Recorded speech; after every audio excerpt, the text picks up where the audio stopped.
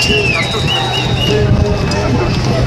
voudrais vous remercier, vous, de vous être présentés aujourd'hui, parce qu'il y a eu des tentatives de nous démobiliser. Voilà, ici, avec nous ensemble. Bravo! Bravo à tout votre courage, à tous ceux qui ont été courageux, qui se sont pointés aujourd'hui. Bravo! Bravo! Alors, moi, je fais suite à Jean-François. Je suis là ici pour parler un petit peu de faits. Donc, essentiellement, de dire qu'on est en présence d'une crise sanitaire manufacturée de toutes pièces. On le sait, on a entendu le Dr Arruda dire que chaque année, il y a 1000 personnes par mois qui meurent dans les CHSLD. De toute façon, cette année, ils ont tous été comptabilisés COVID pour nous faire peur. Ils ont utilisé la méthode du bien épidémiologique. Tu sais, ça sonne scientifique, ça fait peur, là. Mais essentiellement, c'est juste de classer tout le monde, tous les cancers, tous les AVC dans un CHSLD où est-ce qu'il y a eu seulement un cas présumé, comme tous morts du COVID. Ça, vous le savez, je pense. Tous les pays, tous les États aux États-Unis, tous les États qui ont utilisé la méthode du bien épidémiologique ont à peu près 5 fois plus de décès que ceux qui ont utilisé la méthode normale qu'on utilise quand il y a une grippe. C'est-à-dire compter ceux qui sont effectivement morts de la grippe. 5 fois plus de décès. C'est pour ça qu'au Québec, on a comme des 5-6 000 décès.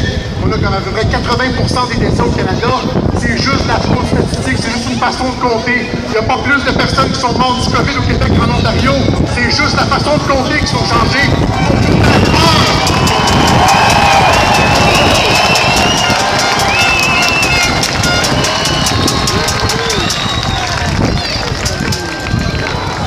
Dans beaucoup des pays, dans beaucoup des États qui ont utilisé la méthode du bien épidémiologique, maintenant, on commence à revoir à la baisse ces chiffres-là.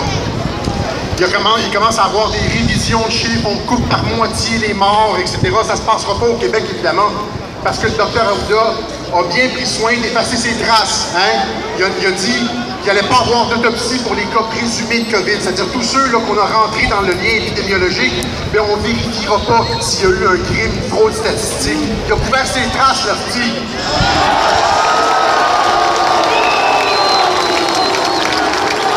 Et ça serait intéressant que la police enquête là-dessus aussi.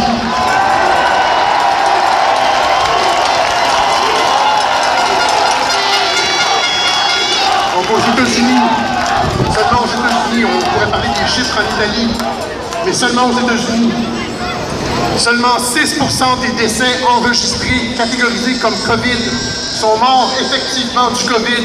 Les 94 autres pourcents, c'est de la comorbidité. C'est pas juste du COVID. Donc, selon les chiffres du CDC, sur les 150 000 personnes qui sont mortes apparemment, là, selon les chiffres du COVID aux États-Unis, il y en a seulement 9 000 qui sont effectivement morts du COVID. Les autres, c'est comme au Québec, ce sont des cancers, des AVC, puis incidemment, on teste en fin de vie, là, le patient a la COVID, fait qu'on va le classer automatiquement COVID. Pas cancer, pas AVC, on le classe COVID. Vous comprenez que si on opérait de cette façon-là avec la grippe, on aurait une pandémie à chaque saison grippale. C'est de la fraude.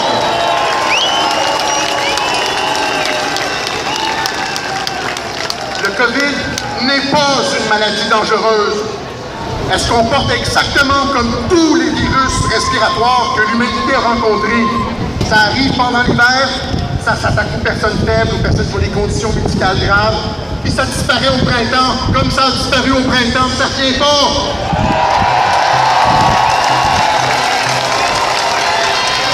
Le COVID fait pas plus de morts que la grippe. Le COVID a disparu comme la grippe à chaque printemps. Contrairement à ce que le Dr Arruda essaie de vous faire croire, il essaie de dire c'est nos mesures de confinement qui ont fait disparaître le COVID. Mais voyons donc!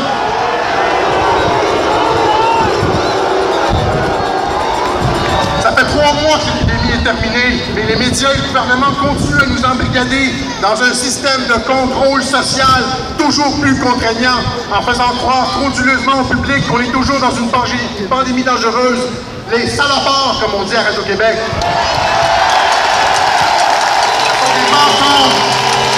Des mensonges mentent à la population avec la complicité des médias. Il y a un mot pour ça, c'est salopard qui vient crapule.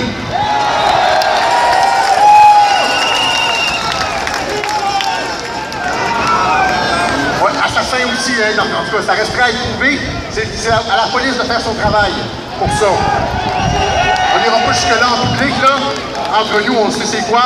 C'est à public, c'est à la police à faire ce travail-là. OK? Les autorités sanitaires nous ont fait peur avec le virus pour nous assigner à résidence. C'était juste pour 2 semaines, pour aplanir la courbe. Ils nous ont finalement incarcérés pendant 2 mois en nous mentant, pendant qu'ils faisaient le ménage dans les CHSLD avec des politiques de santé publique désastreuses et délibérées.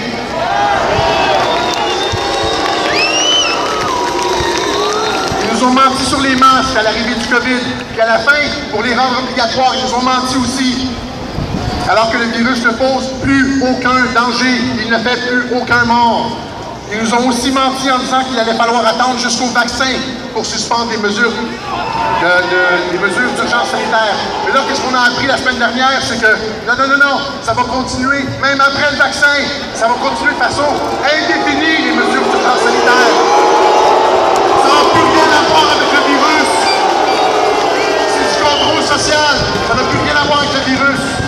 Si on ne se lève pas, ils vont nous embrigader, ils vont nous emprisonner, ils vont passer toutes leurs lois liberticides. Ça n'a plus rien à voir avec le virus. Ils sont drogués au pouvoir, les gouvernements sont drogués au pouvoir.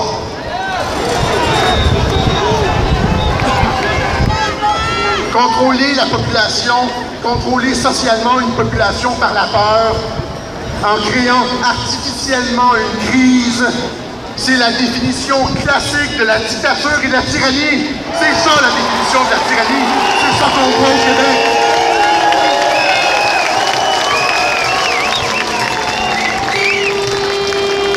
Toute la philosophie politique occidentale depuis près de 200 ans a tenté de mettre sur pied des mécanismes pour éviter ce genre de prise de contrôle politique de la part des gouvernements. La tradition démocratique québécoise a été bafouée, piétinée par le gouvernement Legault. Ça ne s'est jamais vu dans l'histoire du Québec.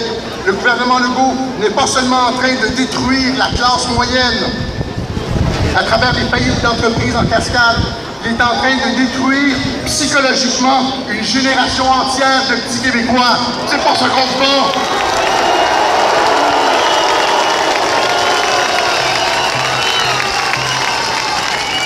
Considérant le fait avéré que le virus est 10 fois moins dangereux que la grippe pour les tout-petits. 10 fois moins dangereux que la grippe pour les tout-petits. Ça n'a plus d'allure, il n'y a plus aucune. Ces mesures d'urgence sanitaire ne sont pas basées dans la science ou dans la médecine. C'est simplement des mécanismes politiques de contrôle social. Et donc, le contrat social est brisé entre la population et le gouvernement.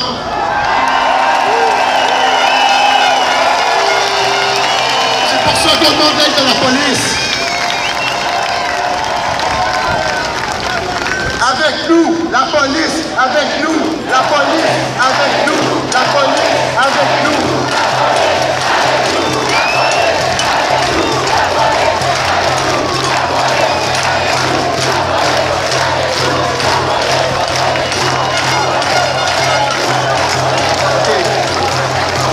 Donc, la police doit rapidement enquêter sur les raisons frauduleuses. Tu sais, les raisons frauduleuses, on les a exposées, nous autres, vous les connaissez, on les connaît. Comment ça se fait que la police n'est pas au courant de cette fraude statistique-là? Ils devraient le savoir, les chiffres sont disponibles. Arruda a parlé, on a regardé les taux de décès. Ils devraient le savoir. Ce sont eux les enquêteurs chevronnés, c'est pas nous les citoyens ordinaires. C'est eux qui devraient faire la job.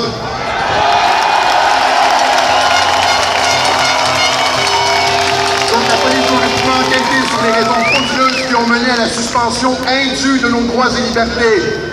De faux prétextes ont été mis de l'avant pour museler la population, pour nous faire passer dans un système politique totalitaire.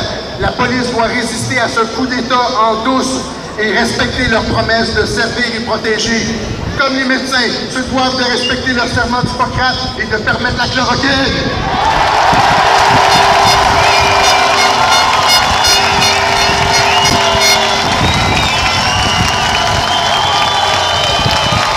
Y a-t-il encore des hommes d'honneur dans la police?